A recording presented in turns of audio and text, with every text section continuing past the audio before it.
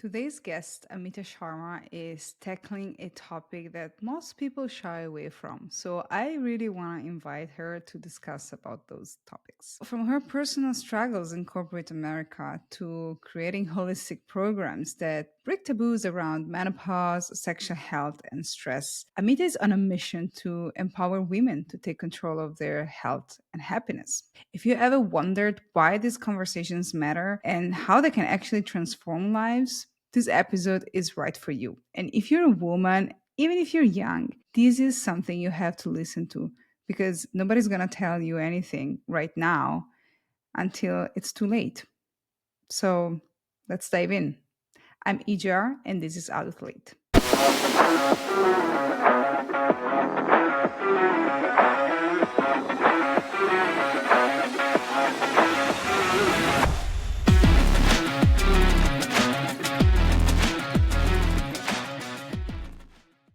Hi, Amita. How are you today?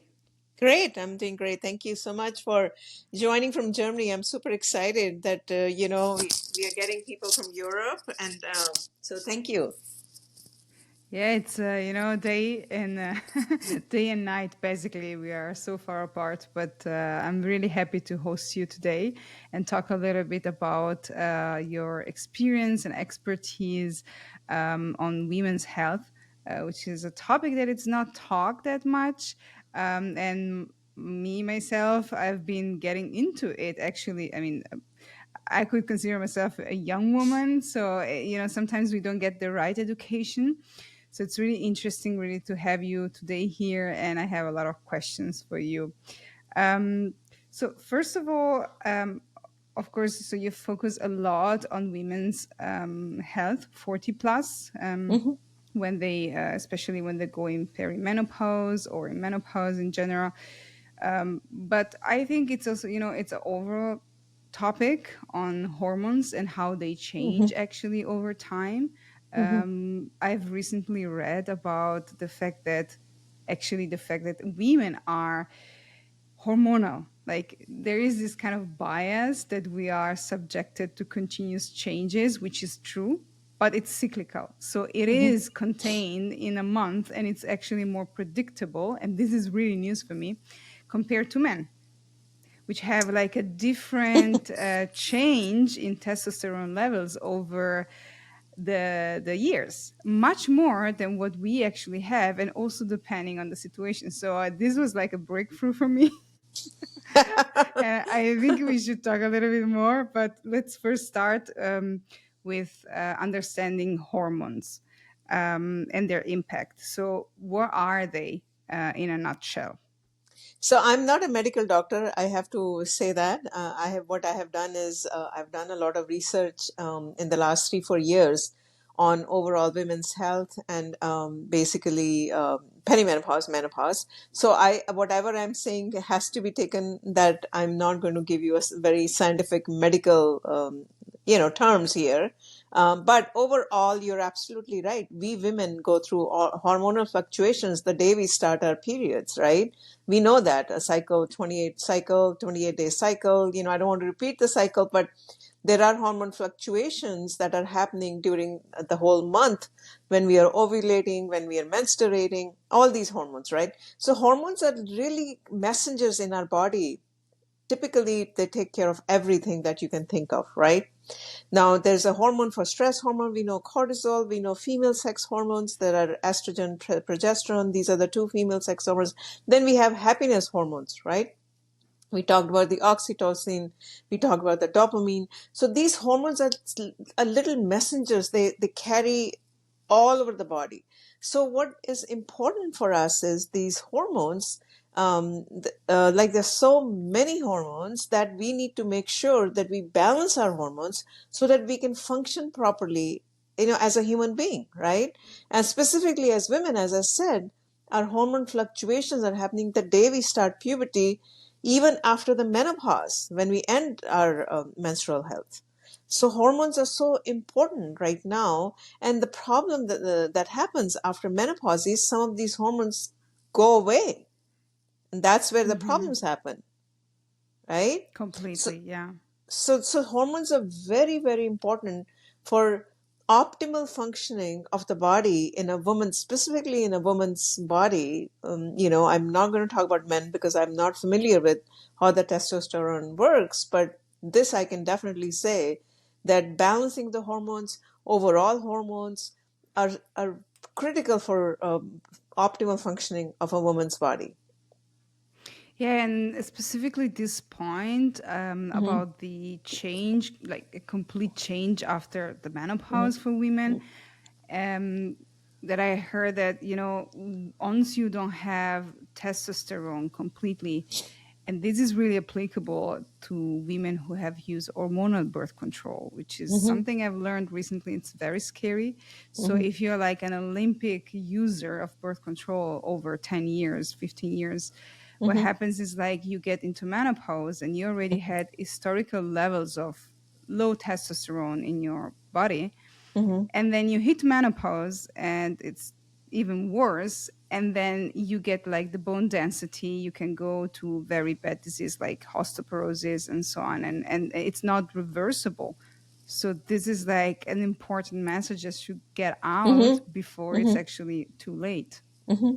Yeah, so like I said, I can definitely talk about the overall what happens. So menopause is a period where the women basically stops ovulating, right? So 12 month you haven't had your periods, you are technically in menopause, and what's happening is your female sex hormones, so that are actually used for reproductive years. During the reproductive years, the estrogen and progesterone, they control our periods. Basically, they are slowly going to go down. Now, there is a lot of research that talks about the fact that the estrogen, as a hormone, when it starts going down, it can also impact some of the other, bodily functions, so to speak, and bone loss, bone mass is one of that. What you're talking about, the osteoporosis, but that actually starts happening at the age of 30, right? For anyone, any male or female, the bone density starts going down, and it's important for us to pay attention to that, right? So that osteoporosis is a very scary one, and there are a lot of research studies that are now pointing specifically for women the loss of estrogen and correlation of the osteoporosis, right? And then there's not just only osteoporosis, to your point, there are other things that can also happen to women is dementia, heart health issues, diabetes, maybe some kind of a cancer, uterine cancer or breast cancer that is specifically for vaginal cancer, specifically for women. So it's a very complicated topic, which I think has not been researched for anyone to comment on. To be honest with you, you can talk to. There are so many books that I have read. I just finished reading a book called Estrogen Matters by Dr. Avram, and he makes a case that how important estrogen is for a woman's body and how all the women should be injected with estrogen starting from age 40, right? So now you are I'm not disputing that, but the point is that there is not enough research that has been done that if all the women should start going on estrogen at starting at age 40 and continue that until they die. You see what I'm saying?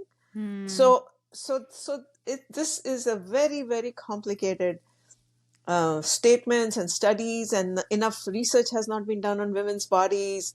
That's the problem. We don't understand it very well. If all of us should go on medication for the rest of our lives when we turn 40, Yeah, right? exactly. Uh, to But me personally, yeah. it's interesting. I was watching something today. They were talking about the from the evolutionary point of view.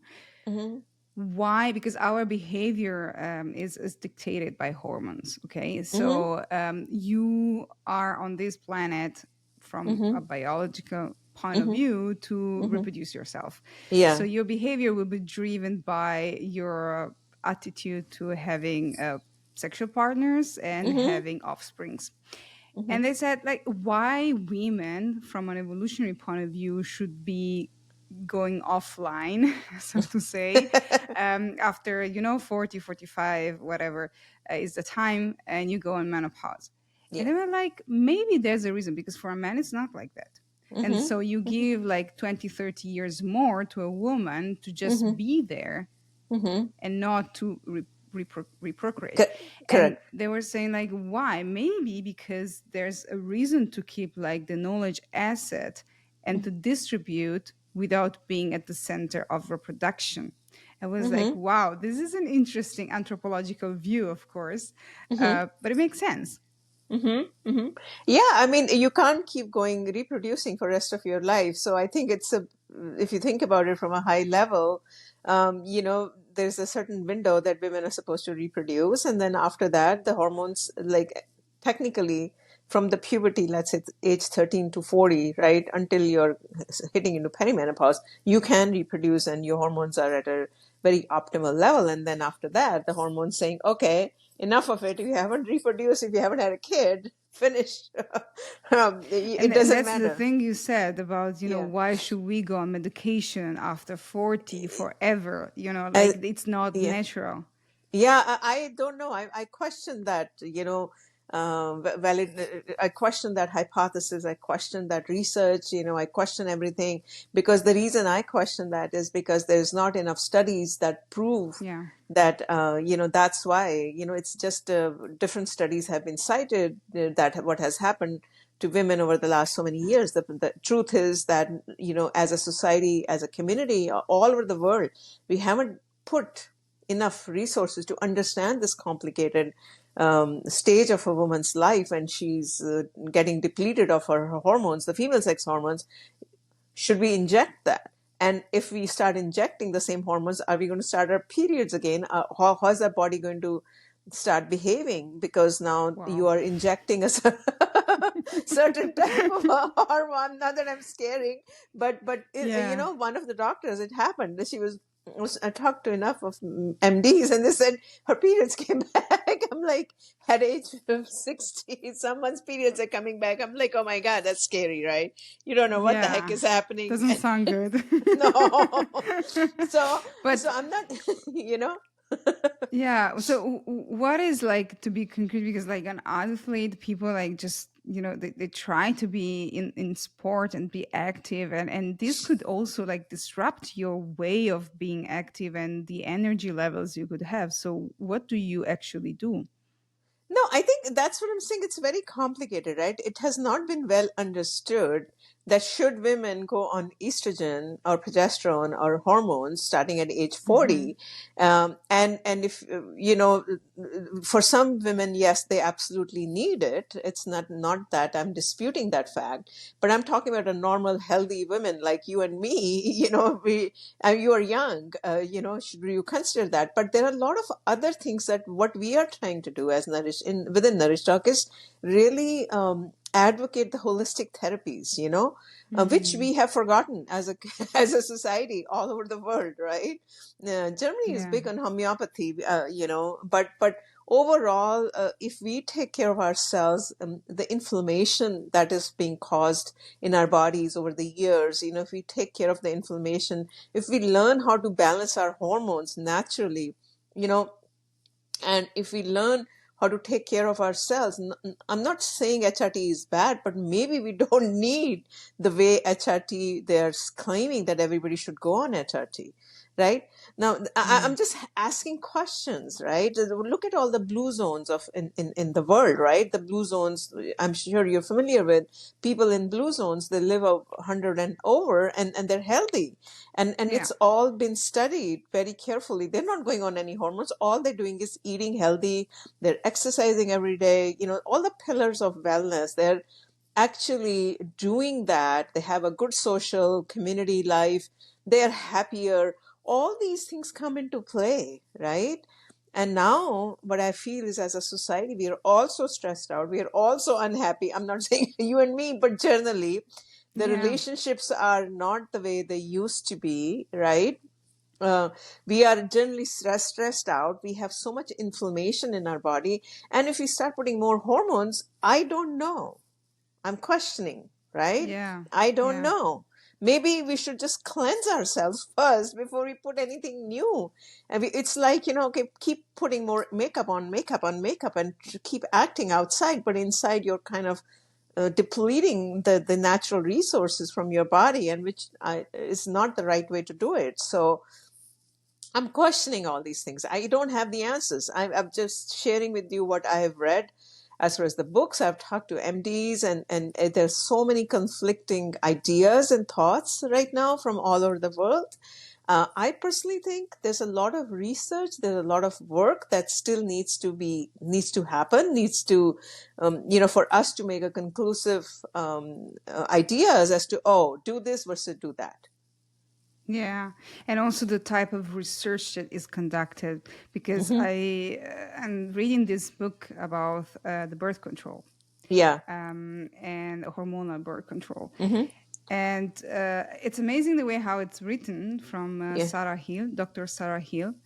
Hmm. The thing is, she's not against it, because of Yeah. course you Yeah. have like, and I've always been an advocate for it. I'm still am. Hmm. Hmm. The thing is, um, this does not have to push you back to not ask the right questions. Hmm. Hmm. Of course, we like the fact that women can be on birth control, have sex, and not get pregnant and go to Hmm. university and change the world, whatever. Yeah. But Yeah. on the other side, like, years of, like, starting 15 years of research, they came out with like monstrous results. And I'm Yeah. also questioning what the hell have we been doing all this time, because Hmm. they don't even know if some of the effects are reversible, Yes. right? So Hmm. this thing is, and it's exactly the same if you don't know. But on the other side, you have to start Hmm. testing. People should use it in order to Hmm. have like a Hmm. result. And who is gonna be the guinea pig? If you look at, yeah, absolutely. Now, the other thing is, I've studied a lot of this menopause, perimenopause in different cultures as well, right?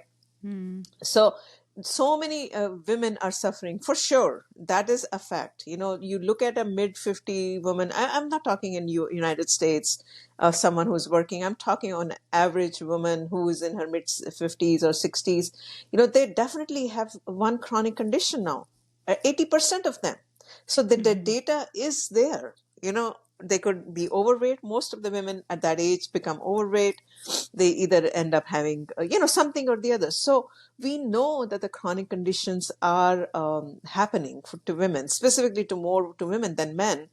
And now what do we do?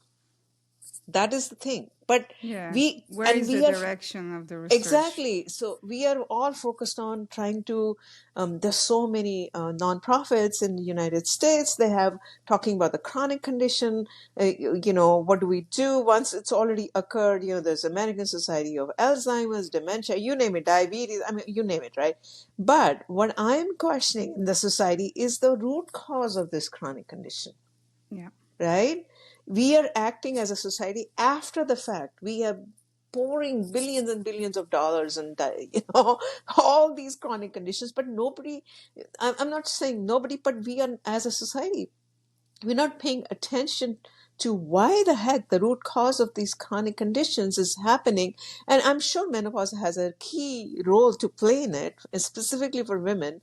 But it is all about the lifestyle. And that's why now there is such a big, advocacy on the lifestyle medicine that's coming from MDs. And they are advocating a lifestyle medicine, which is all about, like, if you don't have your lifestyle right, right from the beginning, you are going to end up in all these chronic condition issues, and, Yeah. and in menopause, all these, whatever we were talking about, the hormonal imbalance that is causing, it's not, menopause is a natural stage of a woman's life. It doesn't mean that women start getting sick and getting kind of croaking at the age of 55. You know what I Yeah, mean? yeah, of It doesn't make course. sense. It's Yeah, not that it's women are now beginning to survive, that we have had women centuries. true.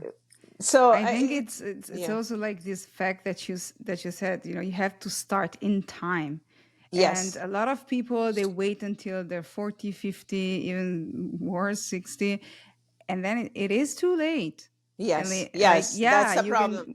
can, we are in this world right now that anything is possible. No, not everything it's possible, unfortunately.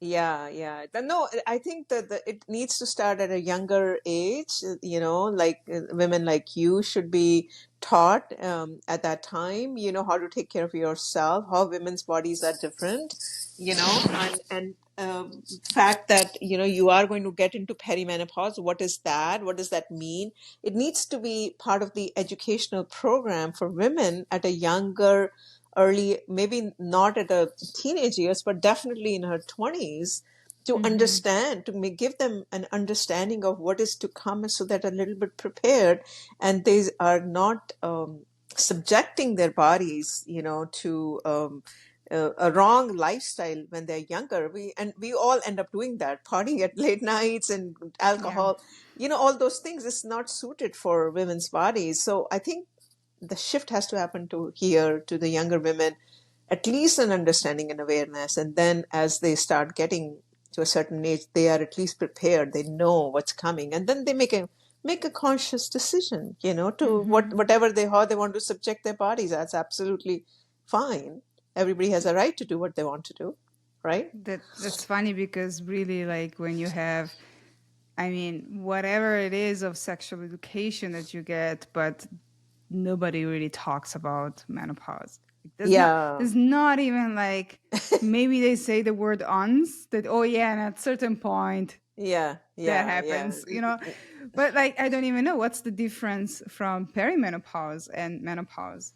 Is it This just is the before, or what is that? No, no, no. There's a huge difference. See, nobody wants to talk about menopause because it's always considered a taboo topic, right?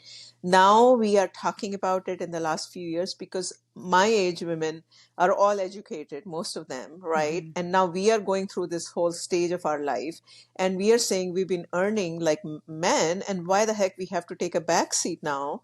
That now we are hitting this stage, right? So there are a lot of women my age group are coming out, which is so great, because otherwise our moms would never come out, Oh because yeah.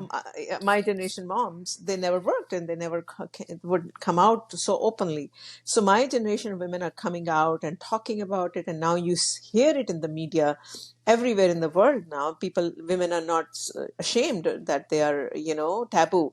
But the perimenopause, to answer your question, can last up to 10 years before a woman hits Wow. menopause. And that's really what happened to me, that suddenly, and I turned 40, 40, 41, and I start having all these symptoms and heart palpitations and all kind of strange things. And I thought I was going to have a heart attack. And I'm not the only one. Even in Oprah, she had the same issues. She has shared her experience. At age 46, she started having heart palpitations, and she thought she was going into a cardiac attack or cardiac surgery or something, and it was menopause, early menopause. So it's a 10-year, it could be a 10-year journey for a lot of women before you hit menopause. And doctors don't have not taught in school. That's the problem, and that's what I'm bringing out, is that if doctors are not taught in their medical schools about perimenopause, how the heck an average woman like you and me would know what to do when you go to your physicals? They don't even talk to you about it, right? But so you said like 40. 40 is like around the corner. Yeah. Are you still fertile during this time, or is like You already are, you starting? are, you are fertile, Okay. but your periods are irregular. Mm, But you have to, you can conceive. Absolutely you can. But the chances of pregnancy goes down, as you know of about course. that, as you Yeah. start aging. You that is a woman's body. There's nothing we can do That's the about it. nightmare we are subjected every day Yeah, of our yes, life. yes, absolutely, all our life. But so that's what I'm saying. All these things, if we can even talk about on a very high level, that's why I do all these podcasts, because really the awareness, the education for younger women who are still in their 30s, it's important for them to understand what is coming, and start at least be aware of that, and then how their hormones are going to fluctuate, how the hormones play such an important role in their life, even after menopause. All these things, right? I have the feeling sometimes that we are considered just as malfunctioning little men. Like because it's not like that. It's absolutely not like that. We just evolved in a completely different way than men, and we Yes, should yes. be considered and researched as well as singular type of Yeah, human beings, and this does yeah, not happen. And the taboo, I think, stems exactly from that. Like, imagine, I mean, I work in corporate, and I know you also did, so yeah, you will pretty much understand what when I say, oh yeah, you are in a room full of men, and yeah, it's that day when you have your period and you have to perform. You're not allowed to say, oh, today is not a good day, and like you yeah. don't even think about saying it, because you can No, be definitely pointed out that, oh yeah, because it's that days. There's so much bias, and still you go through that, and yes, you yes. perform even higher. And you're like, and still you are considered to be less and more high maintenance and whatever the hell can Yeah, be yeah, no, no, on you top, can be right? made mockery, right? Is you can someone can make a fun of you. Oh, it's that time of that month. Yeah. Your mood is kind of cranky. I mean, we hear that in the movies, right? Oh, is it that time of the month? Oh, that's when. No wonder you're acting up, right? So, but yeah, you're right. I mean, that's exactly what I went through when I was working corporate. I was going through all these perimenopausal symptoms, and suddenly I was not able to perform my job. I was not being productive. All these things are happening, and I was so scared if I bring this to anyone outside, and they're going to think that I've gone cuckoo. I'm not capable of working, and honestly, this whole brain fog and sleep issues, I experienced all that, and I couldn't believe what was going on, and I was clueless, and I was so emotional. I mean, beyond my control. It happened Hmm. to me, and I wish someone had told me that I'm going through this is normal, and I thought that something You're is going. crazy, yeah. Yeah, You just, yeah. I honestly thought. I ended up changing in 7 8 years 8 9 10 jobs. Can you believe that? It was so Wow. bad. It was so bad because I finally ended up quitting my full-time jobs and started working as a consultant because I could not hold on to a full-time job because of all these things. I was not able to work more Hmm. than 8 hours a day, as is required in most of the corporate work, that I was able to do it. I was just not able to do it. It was so bad. Hmm. Yeah. Yeah, yeah. So, so And that's there's the also, reason why, yeah. yeah, and I think it's also like the different needs that women may have. I mean, I'm without talking about period, whatever, like a woman's body needs a different temperature. Yes, yes, And I absolutely. have to fight for that. Like, why Yeah, am I yeah, supposed to fight? yeah, Because is it me who is yeah, different, or we yeah, are both different? This is yeah, super yeah, annoying to me, because like yeah, I should not require. And so a lot of women, they don't say anything, they just cover themselves completely, and then they go out and they freeze because you pass the whole time in the office covered with yeah, your yeah, jacket. And I'm yeah. like, no, we're not opening all the windows at the same time. We're Correct, not. correct, correct. No, women try to hide in corporate. At least my experiences, we all try to hide. We all try not to look weak amongst each other, amongst others. Exactly. We have that thing inherent in us. Oh my God, if I behave like this, people are going to think I'm weak. Even amongst ourselves, I don't. At least I didn't get any women to women camaraderie or sisterhood at all. I always had to watch out to make sure that I am not opening up my weakness, I should say that, to other women because they might think I'm weak. And that's what we behave. Wow. We all behave like that as women. That's sad, but that is the truth, you know. It's a In American psychological culture, toll. yeah, it is in American culture. It is. There's no sisterhood that that exists amongst women in corporate culture at all. It's a very cutthroat world, and you have to survive. And that is the honest truth. I'm sorry, but it is the honest truth. Women do not really help or support each other in the corporate culture in America. No, not at But all. don't you? I had, for example, a situation where I was like opening, there was a closed circle of women and I opened a Mm-hmm. topic. Yes, yes.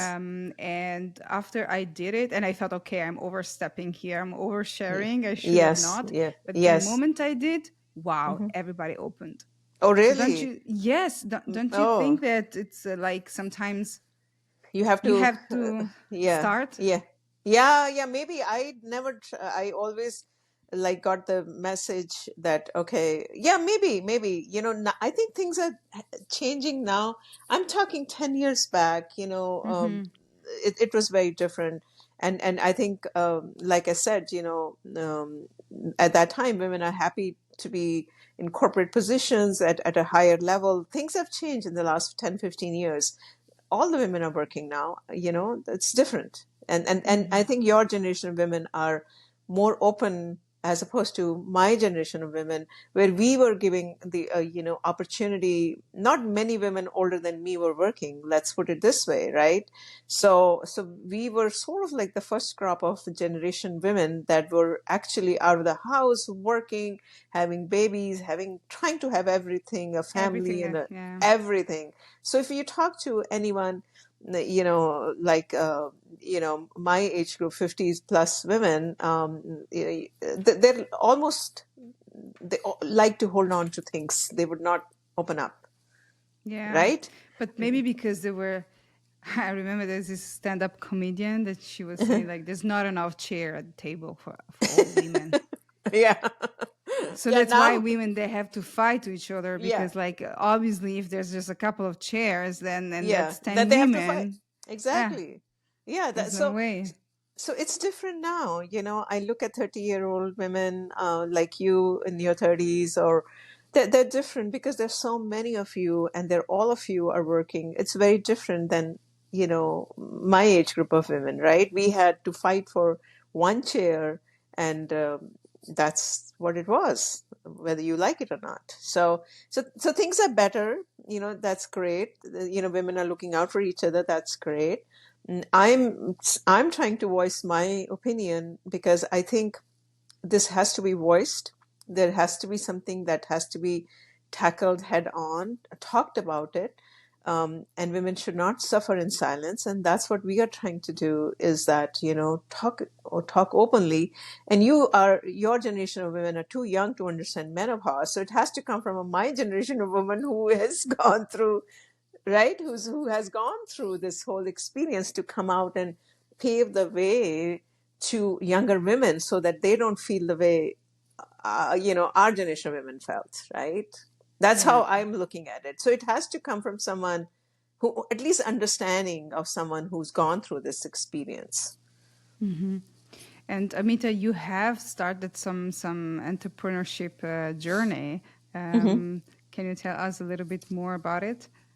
Yeah, so Nourish Talk, the whole idea about Nourish Talk, is that holistic wellness for women who are starting their journey from hormonal imbalance, and starting from the perimenopause journey. So typically 40 plus, and going through the menopause and postmenopause. So our idea is to give you um, holistic therapies that are evidence based to start taking care of yourself, and using all the holistic therapies. And then what to do that, we have global experts, from ranging from a naturopath doctor to yoga to qigong to CBD, hypnotherapy, psychologist, you name it, to help you along this journey, and to feel that you're not alone. There is a whole, like a complete community to help you.